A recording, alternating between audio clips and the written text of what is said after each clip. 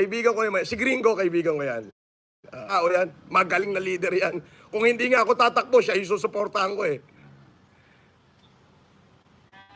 Okay po. Kung ako tatakbo, siya susuportahan ko. Naku, puta, naka-live pala ako, sorry. Dali, imimute ko lang. Sige po. Sige po. Okay. Po. Pinag-iisipan ko,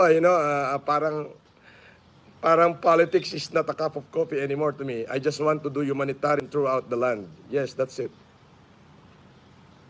Pero sir, kung gusto niyo po opinion ko, mas kasi kayo pag nasa position kayo, hindi kayo basta mahaharap.